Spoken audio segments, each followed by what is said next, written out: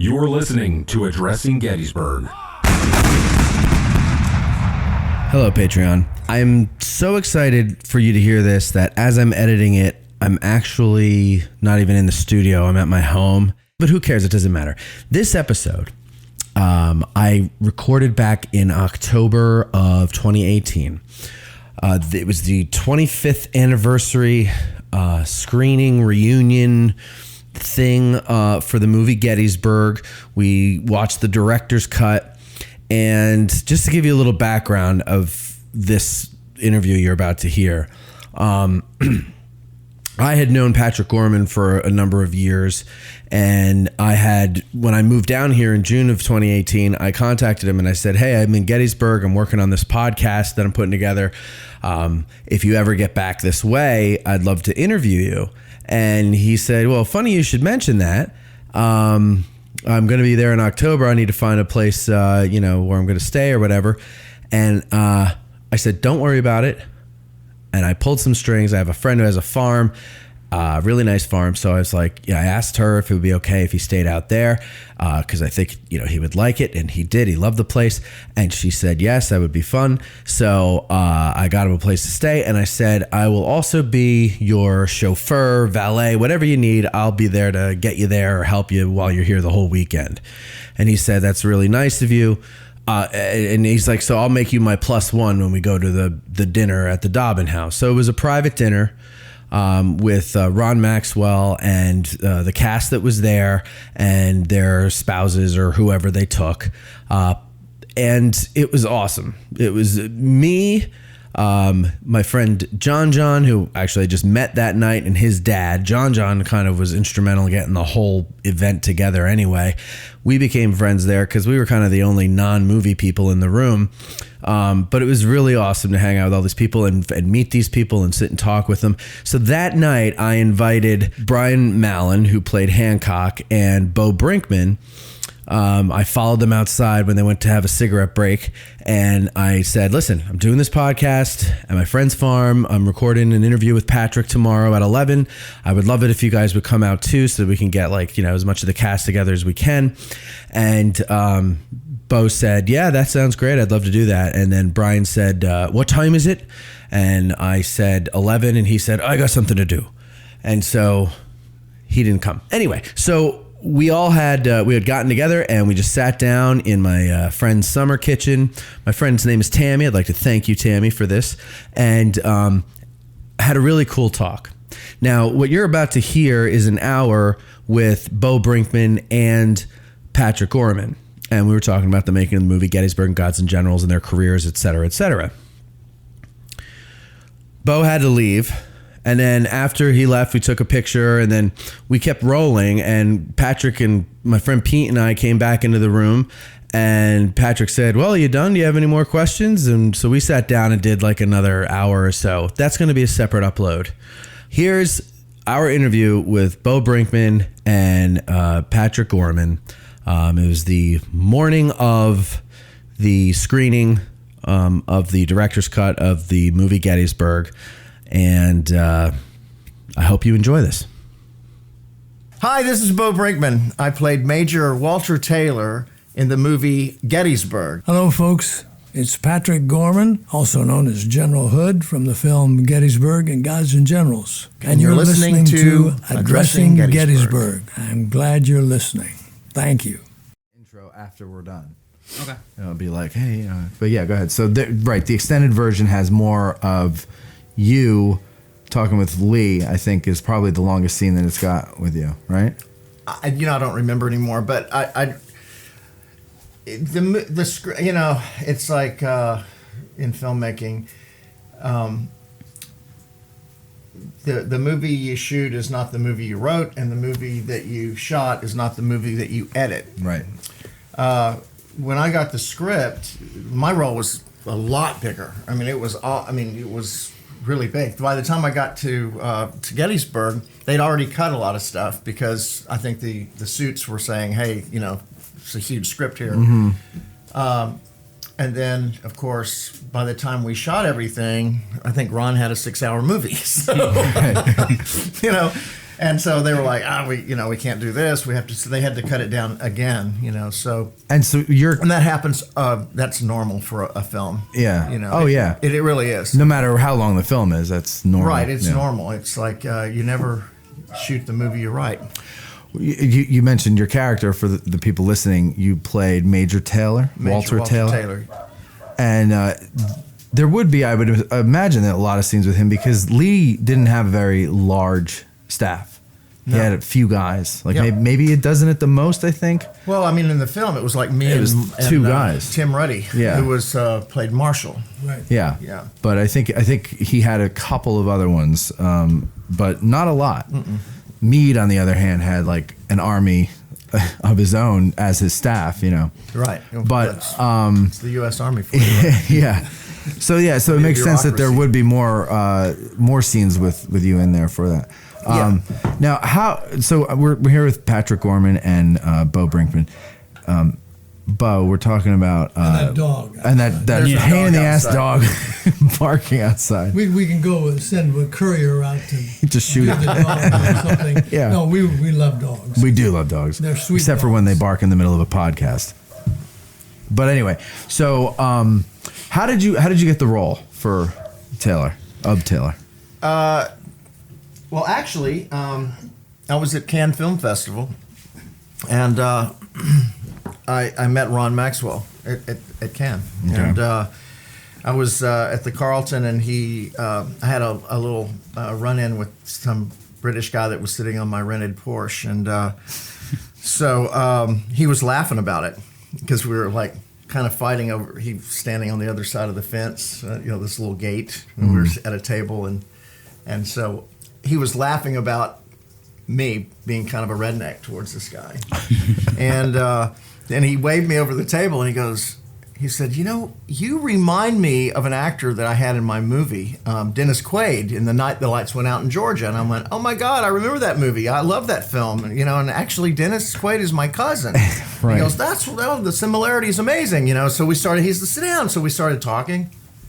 And then we went out for drinks somewhere else. And he's like, I want you to play a role in my film. I'm like, really?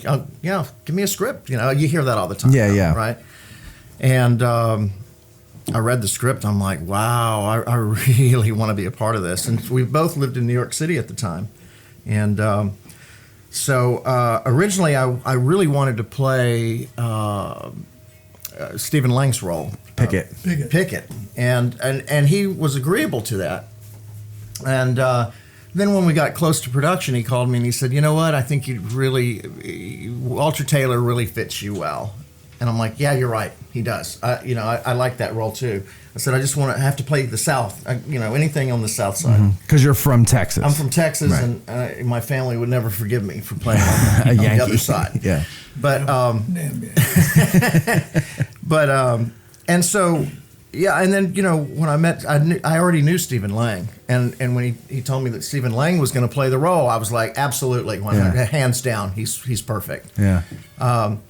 So, and by this time, let's see, I think we had, by the time we did Gettysburg, we had both moved to Los Angeles, and Ron moved into my neighborhood. He lived right down the street from me in this equestrian neighborhood outside of LA. So, I talked to him every day, and we talked about casting, and to watch the cast come together was so exciting. The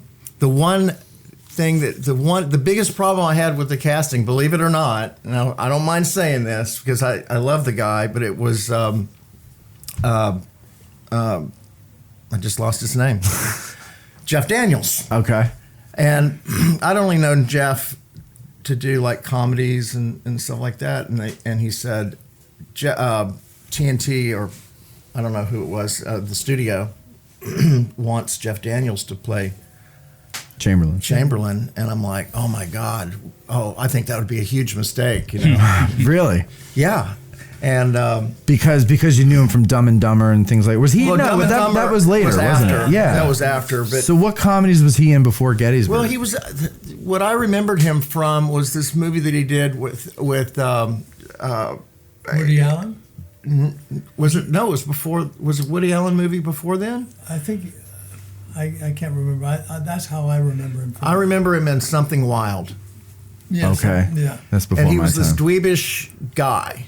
And I was like, golly, I mean, really, to play, Chamberlain, And Ron was like, you know what, I'm gonna go up to Michigan and read him. And he went up and he came back and he's like, Bo, Trust he is dead on. Yeah, And I'm like, yeah. really? I don't get that. I Yeah. mean, I saw him on stage years before in the 5th of July, that Lanford Wilson play. Okay. And, he played a gay guy. And it was a great play.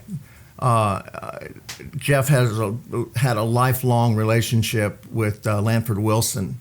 Lanford actually cast him off the stage at his university, and the guy ends up at the Circle Rep, and never looked back. I mean, that was Circle Rep in New York. Circle Okay. Rep in New York City was like the place to be, be a in new the actor. 80s, in the early 80s. Was late that an 70s. agency? No.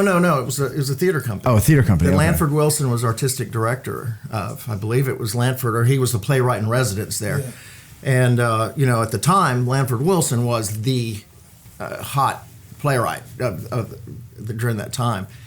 So I mean, Jeff was cast literally right off of his university theater stage, into Circle Rep, and never looked back. And the rest is history. And the rest is history. And he's a phenomenal actor. Yeah. I mean, the guy has such range. And, he's the one that really, he got most of the accolades for this film. And he just did a fantastic job. Yeah, I think he did a great job as Chamberlain. He's one of my favorite characters out of the battle, if you will. Yeah. In real life, the real guy. Yeah. And I think he did a fine job doing him. I thought he should get an Academy Award nomination for waking up in the tent. He did the best waking up guy ever. Come closer to the mic and talk about that. So, yeah, he wakes up in the tent. It's the first time we meet him. Yeah, in the film, and I thought, I'm a member of the Motion Picture Academy, and I thought, this guy has got to get a nomination for the performance and all, but that waking up scene, Yeah.